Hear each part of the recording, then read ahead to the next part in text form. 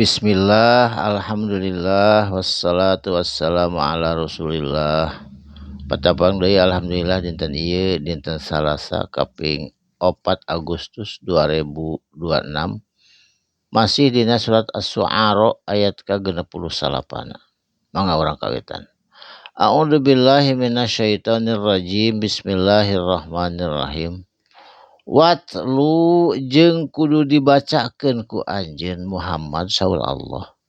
Alaihim ka itu jama-jama kaum Quraisy waktu sarita anu teu acan ariman ka Allah jeung Rasul. Naba Ibrahim kana berita besar kisah tentang Nabi Ibrahim. Samangsa-mangsa Nabi Ibrahim harita jeung kaum Nabi Ibrahim. Sok ebrehkeun carioskeun ku anjeun Muhammad ka jalma-jalma nu can apaleun. Id qala samangsa-mangsa nyarios Nabi Ibrahim li abihi ka bapana Nabi Ibrahim tegasna ka ujer. Wa qaumihi jeung ka kaum-kaumna Nabi Ibrahim waktu harita. Kumaha nyariosna Nabi Ibrahim ka kaumna jeung ka bapana? Mata buduna naon atuh ieu teh anu ku anjeun disembah patung berhala kayu kieu itu. Qalu maranehanana itu kaum Nabi Ibrahim waktu harita sareng bapana ngajawabna kieu. Na'budu abdi sadayana ibadah asnaman kana ieu asnam kana ieu berhala kana ieu patung bari ngarasa bangga nyembah kana patung waktu sarita. Panadallu mangka salawasna abdi nyembah laha kana ieu patung kana eta patung kana eta berhala. Akifina bari kaayaan tekun bari husu abdi menyembah kana ieu patung. Saur eta jawabanana kaum Nabi Ibrahim waktu sarita. Qala Nabi Ibrahim nyarios deui ka kaumna jeung ka bapana Nabi Ibrahim. Hal yasma'unakum naha bisa ngadenge kitu ka anjeun eta patung-patung nu ku anjeun disembah teh. Id tad'una nalika anjeun ngadoa kana eta patung nah bisa ngadenge eta patung atau usik atau naon bae henteu kan patung mah da tuh ngaranna ge dijieunnan manusia semacam boneka tina batu atawa tina kayu.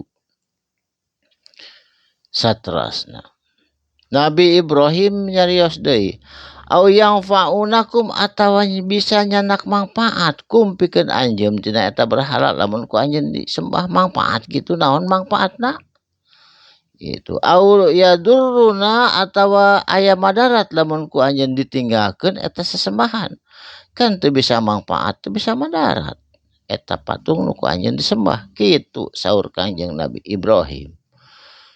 Qalu nyararios itu jama-jama kaum Nabi Ibrahim ngajawab sareng bapana. Bal leres bahkan betul naon anu ku anjeun dicarioskeun eta Ibrahim.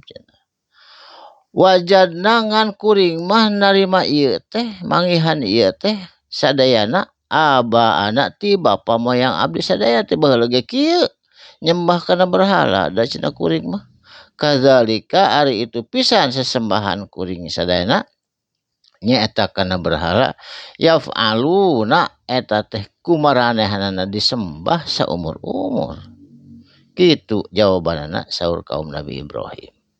Qala Nabi Ibrahim nyarios deui afara'aitum nah anjeun memandang atawa naon pandangan anjeun atawa naon harapan anjeun ma kuntum naon perkara anu ku anjeun tak buduna disembah ieu teu aya ngaharepkeun naon da ieu mah sanesa saha ieu mah patung nah harapan anjeun ditumpahkeun kana berhala. Antum wa abaukum anjeun jeung bapa moyang anjeun aqdamuna anu baheula. Saterasna fa innahum maka sanyana ari itu berhala anu ngajajar ieu anu ku anjeun disembah adu wuli eta teh musuh pikeun kami sabab eta teh bangsa setan Nyata digangguna ku setan teu aya manfaatna, teu aya madaratna lamun ditinggalkeun. Ngan anu kudu disembah mah saur Kangjeng Nabi Ibrahim ka kaumna, illa rabbal alamin, kajaba Allah rabbal alamin anu ngurus ngatur, anu nyiptakeun, anu maparinna rezeki ka sadayana jelema alamin di seluruh alam, alam dunia, alam alam langit, alam anu ku urang teu terang, malakut, jabarut jeung sajabana eta teh ku Allah diurus diatur sadayana. Naha anjeun tiba-tiba make nyembah berhala anu kecil ieu berhala teh mungguh pandangan urang oge sabab eta teh patung. Allah Rabbil Alamin anu kudu disembah mah. Kitu dakwahna Nabi Ibrahim sawaktos harita ka kaum Nabi Ibrahim sareng ka bapana Nabi Ibrahim nyaeta ujer. Tah kitu insyaallah enjing dilajengkeun deui dina ayat anu salajengna. Barakallahu li wa lakum, mugi aya manfaatna. Shadaqallahul azim. Wassalamualaikum warahmatullahi wabarakatuh.